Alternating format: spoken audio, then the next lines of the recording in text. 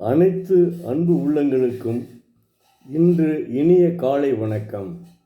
இன்று ஒரு குறள், அதிகாரம் 25, அருள் உடைமை.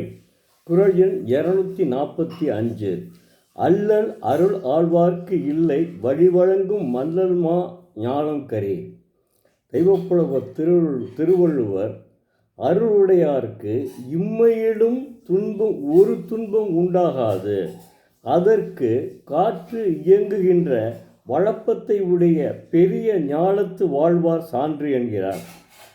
அருள் உடையவர்களாக வாழ்பவர்களுக்கு எந்த நிலையிலும் துன்பம் வராதும், யாருமே துன்பம் இழைக்க மாட்டார்கள். காரணம், அவர் இரக்கமுடையவர், அவருக்கு துன்பம் யாரும் இழைக்க மாட்டார்கள்.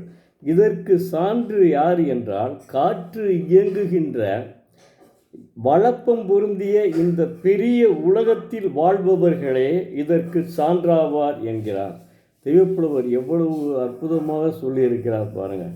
அதாவது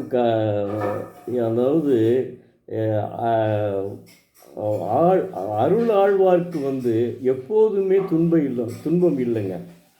அருளுடையவர்கள் இருக்காங்கள்ல, அருள்னா இரக்கமுடையவர்களுக்கு எப்போதுமே துன்பம் கிடையாதுங்க.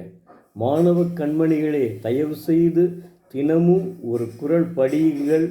நம்முடைய தமிழகத்தினுடைய பண்பாட்டையும் கலாச்சாரத்தையும் மொழியையும் பாதுகாக்குங்கள். பாதுகாப்பது உங்களுடைய கடமை.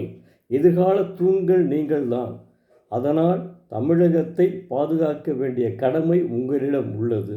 நன்றி, வணக்கம். நாளை மீண்டும் ஒரு குறளோடு உங்களோடு சந்திக்க விரும்பும் எழுத்தாளர் சோ. பரமசிவம்.